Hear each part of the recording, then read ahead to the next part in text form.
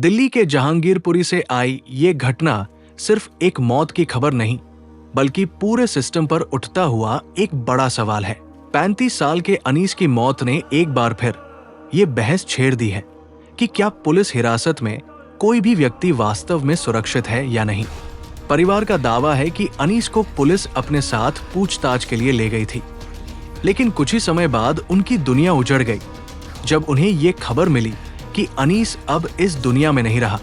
यहाँ से शुरू होती है एक ऐसी कहानी जिसमें दर्द है, गुस्सा है, शक है और सबसे बड़ी चीज, सच की तलाश। परिवार के मुताबिक अनीस पूरी तरह स्वस्थ था, उसे कोई गंभीर बीमारी नहीं थी और जब उसे पुलिस लेकर गई तब वो जिंदा और ठीक था। लेकिन जब उसकी लाश वापस आई तो शरीर पर चोट के निशान होने की बात कही जा रही है। यहीं से ये मामला और ज्यादा गंभीर हो जाता है, क्योंकि अगर ये आरोप सही है तो ये सिर्फ एक मौत नहीं बल्कि कानून के दायरे के अंदर हुआ एक संभावित अपराध बन जाता है। अब जरा उस रात की टाइमलाइन समझने की कोशिश करते हैं। कब अनीस को हिरासत में लिया गया, किस वजह से लिया गया, क्या कोई एफआईआर दर्ज थी या सिर्फ पूछताछ के लिए बुलाया गया था, क्या उसके परिवार को तुरंत सूचना दी गई थी या नहीं।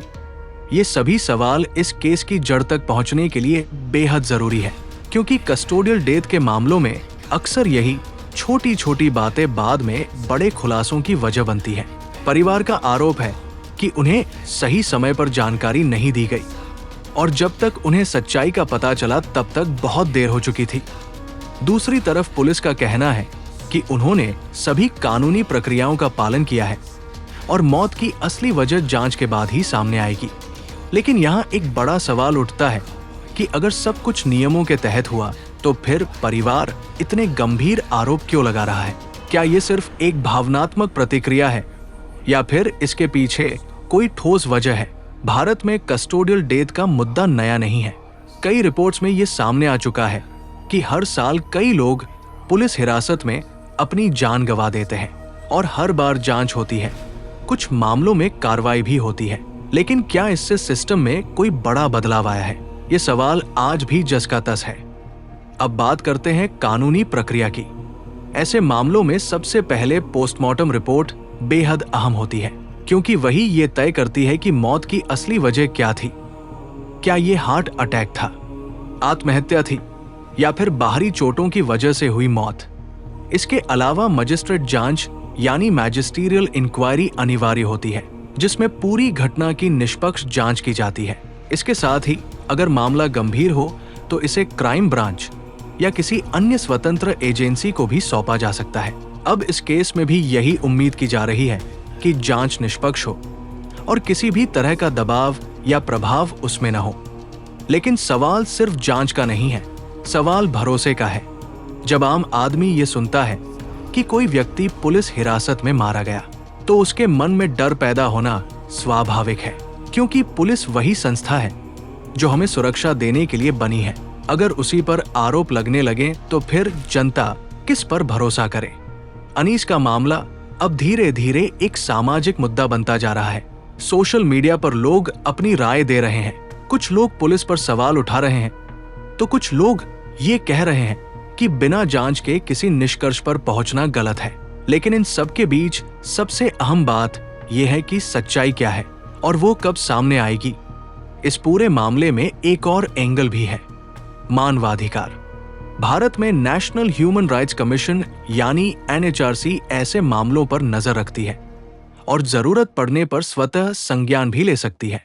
अगर इस केस में भी एनएचआरसी दखल देती है तो जांच और ज्यादा पारदर्शी हो सकती है। इसके अलावा सुप्रीम कोर्ट और हाई कोर्ट के कई ऐसे दिशा निर्देश हैं जो पुलिस हिरासत में लोगों के अधिकारों की रक्षा के लिए बनाए गए हैं, जैसे गिरफ्तारी के समय परिवार को सूचना देना, मेडिकल जांच कराना और हिरासत के दौरान किसी भी तरह की हिंसा से बचना।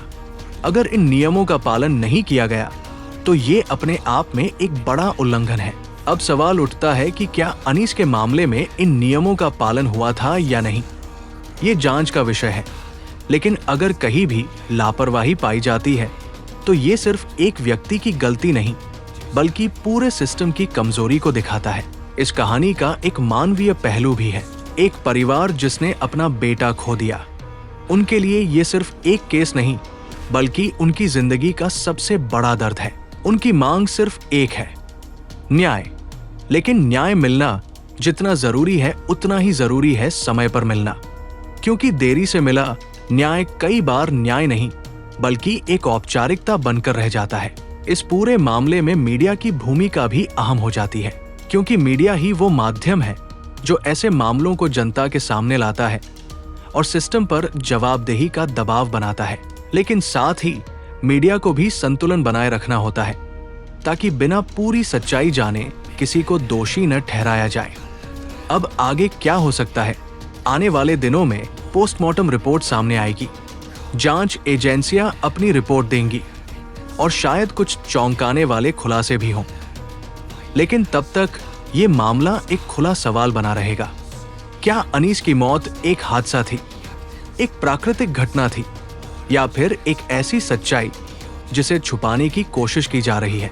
ये कहानी सिर्फ अनीस की नहीं है, ये हर उस व्यक्ति की कहानी है जो कानून और सिस्टम पर भरोसा करता है और उम्मीद करता है कि उसके साथ न्याय होगा। लेकिन जब ऐसे मामले सामने आते हैं तो ये भरोसा डगमगाने लगता है, और यही इस पूरे केस का सबसे बड़ा असर है। अंत में सवाल वही है, क्या सच सामने आएगा?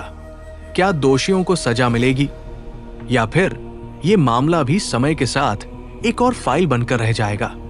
फिलहाल देश की नजर इस केस पर है और हर कोई इंतजार कर रहा है उस सच्चाई का जो शायद सब कुछ बदल सकती है।